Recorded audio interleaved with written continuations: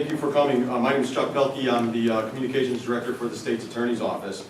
I want to thank everybody who's attended, both from the police chiefs and the public officials.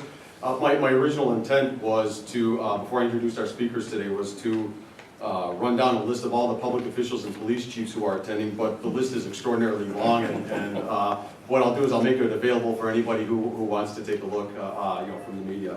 But as you can see, we have a big list of people here today, and we thank everyone for coming.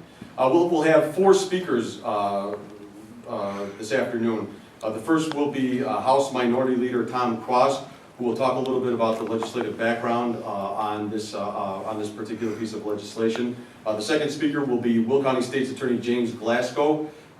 He'll talk about the history of synthetic marijuana, and he'll also be talking a little bit about the enforcement and the penalties associated with the new legislation. We'll have Detective Dave Margliano, who is a former detective with the State's Attorney's Office, who's done a number of undercover purchases of synthetic marijuana over the last several months, and he'll talk about some of his experiences briefly. And then also we'll have Shorewood Chief Aaron Klima, and then Will County Executive Larry Walsh will close out this conference here. So without further delay, I'll turn it over to House Minority Leader Tom Cross. Thank you all for being here today, and it's I'm going to keep this fairly short and simple, and turn it over to the State's Attorney Jim, because this is all a result of this coming to our office. House Bill 2595 passed this spring, and if most of you in this room knows it deals with synthetic marijuana substances, and has become a real issue in our community. Jim and I jointly sent out a letter about, I don't know, maybe a month ago, several weeks ago, to retailers, letting them know of this law and the problems we've had with it and the problems associated with it. I want to stress, though, not so much about the law itself, because Jim will go into it and why, but what strikes me about this issue, and what's good about, there's nothing good about the issue, but the fact that we had a problem. And what I found in Will County, whether it's the sheriff, Mr. Kopis, Sheriff Kopis, or it's Larry Walsh, or it's A.J. Wilhelmi, or Jim Glasgow, is when we have a problem, we find a way to solve it. And we all work together. And we have different parties, but when we have a problem, we take those party hats off and we say, what can we do to make this a safer community and a better community, and how can we all work together? There are probably a variety of Republicans and Democrats in this room, and it doesn't matter. When you're battling something like synthetic marijuana and the substances associated with it and what it can do to kids and others and adults, you got to get something done, and you got to address it. And I applaud Jim Glasgow. He called my office about a year ago and said, this is a real problem in Will County, and we need to address it, and I've got some ideas on legislation. This is the first time we've worked together. I said, tell me what we need to do. He told us, he helped craft the legislation, and he said, this is what I think will make it work. This is what the law enforcement folks in our communities need to address this problem head on, and we need to do it. And we need to do it quickly, and we need to have a law that goes into effect.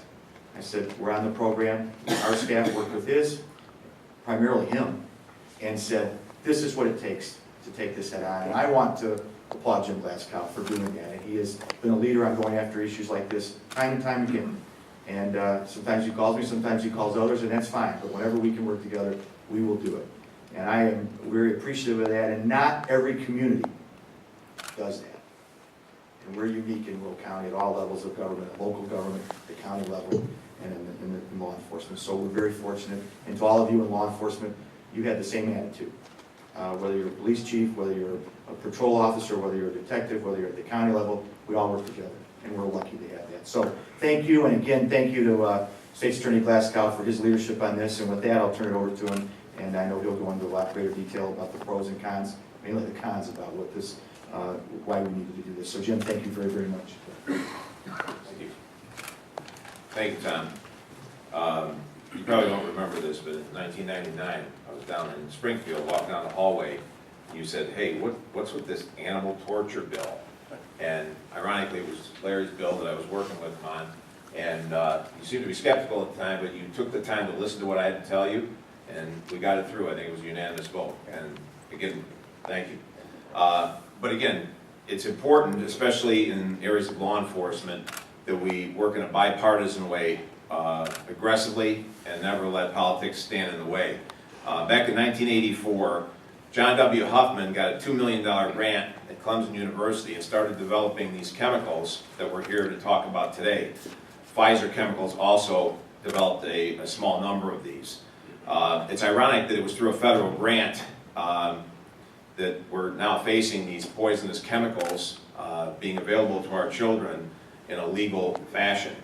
I think it wasn't until about '09 that law enforcement in Will County was even aware this stuff was out there.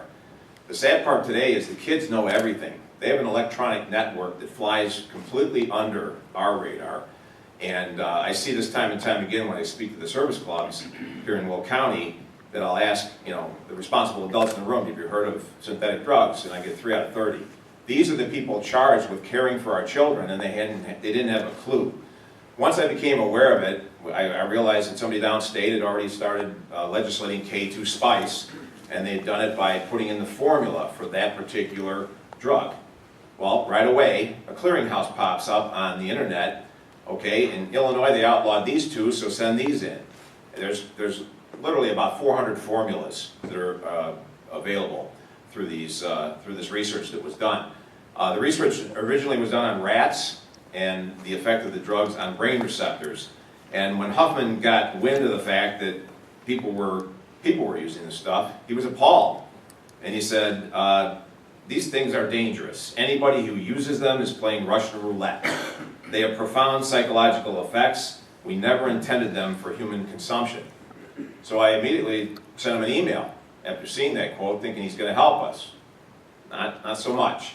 He sends an email back saying that this will interfere with my research, so I'm not going to cooperate with law enforcement if it's going to make it illegal. Well, it's idiotic. We all know that you can have exceptions for medical use, and clearly that can be done. I think there's a moral imperative with Mr. Huffman and Clemson University to step up and assist us in getting the standards that we need for our crime laboratories when we seize these items in order to compare them. One of the first attacks on our law was that, oh, well, the crime lab doesn't have all the standards. Well, they don't. But we've got plenty of drug forfeiture money, and I found a chemical company in Michigan that has 286 of these standards readily